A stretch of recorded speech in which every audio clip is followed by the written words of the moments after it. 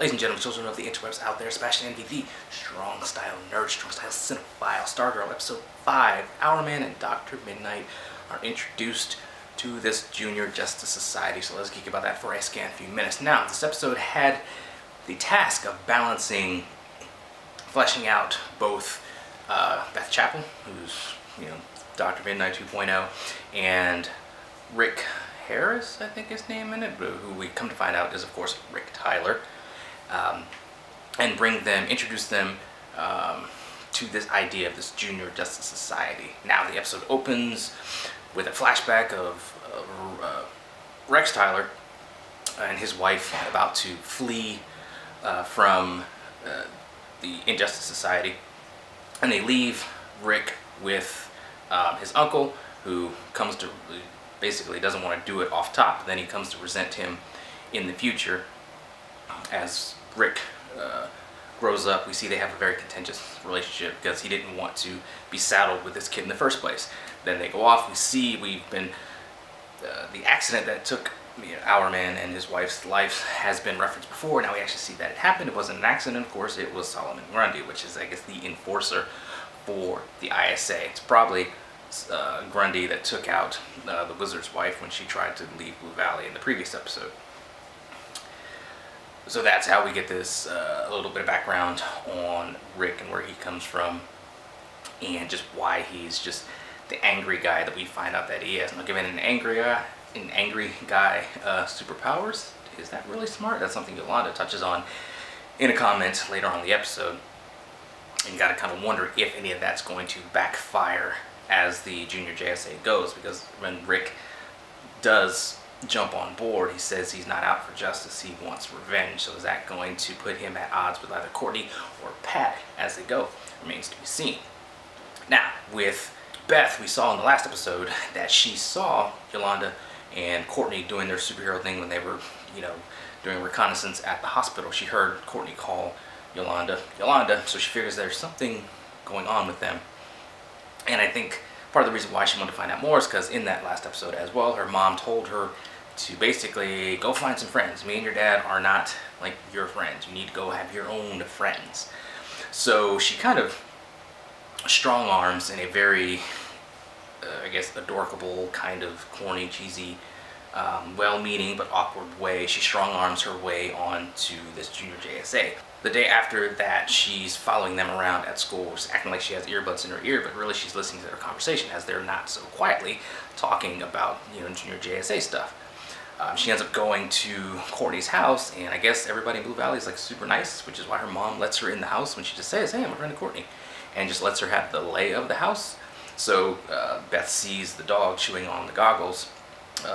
Dr. Midnite follows him upstairs to get them from him, and ends up putting them on.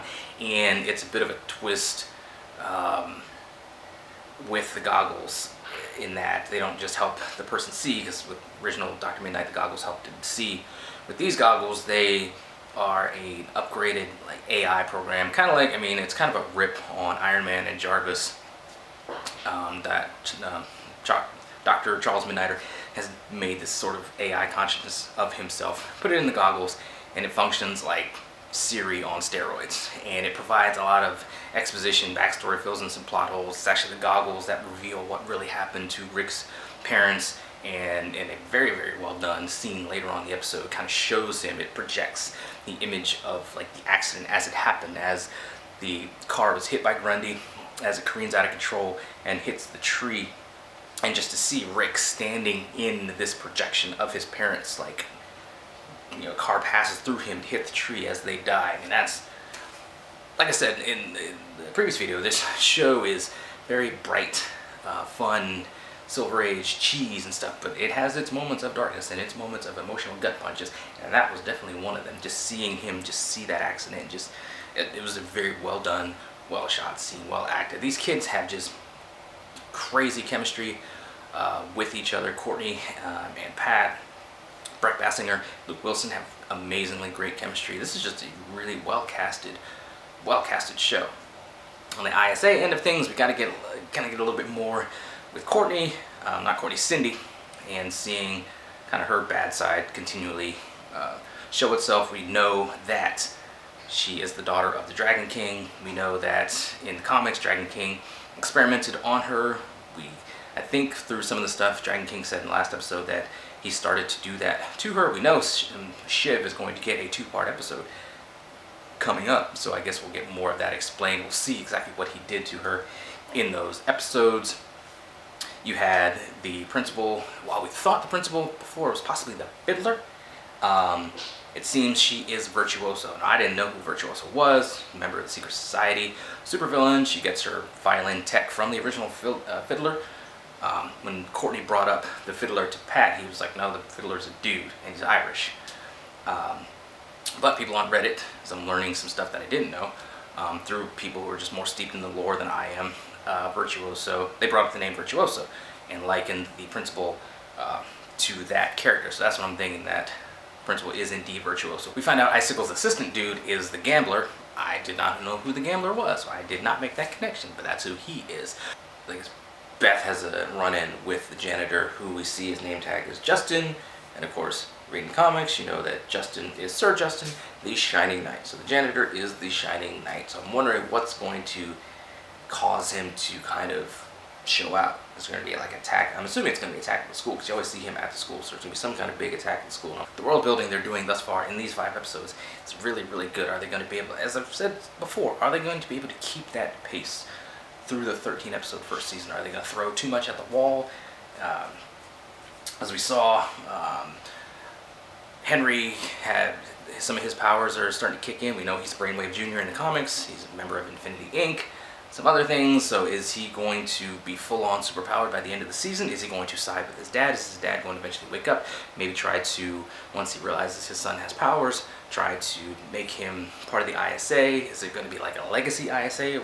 Like there's a legacy JSA, to where it's going to be like Henry and then Cindy and then Artemis. We see Artemis.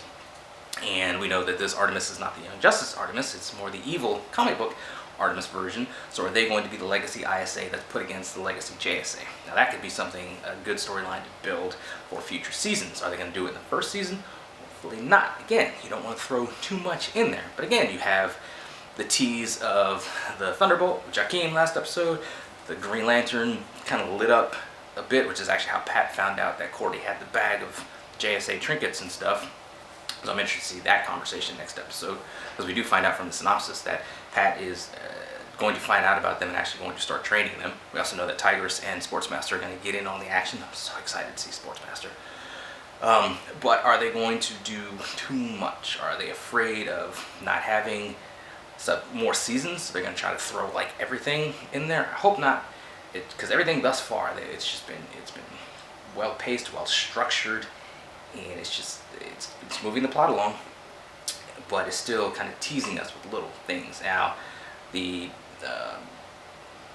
execs behind the show have said that none of the Easter eggs that are put in are just put in, like, they're not throwaway. They're going to do something, and they're going to mean something eventually. Again, that's not a problem. It's just, hopefully they don't try to just blow their wad too early with things like the lightning bolt, with things like the lantern. I think this show, I haven't seen anything about the ratings, so I don't know how successful it's doing on the CW, but I think it's a really good show. It's the best superhero show going right now. It balances the cheese, the over the top kind of plot, nonsensical kind of antics. You have Courtney's just smiling, can do, we're gonna do this for justice attitude, versus some of the dark stuff, like I said, with Rick's parents being killed and other people dying, and the seriousness of this plan that the ISA has for Blue Valley and the rest of the world. So it has that balance. It's really good, well-written show, and if you're not watching it, then you need to check it out. Plain and simple. Anyway, those are my thoughts on it, scattered as they often are, probably were in this video. What do you guys out there think? Let me know in the comments below. Follow me, social media. Talk to me there, talk to me here. Next time, let us geek.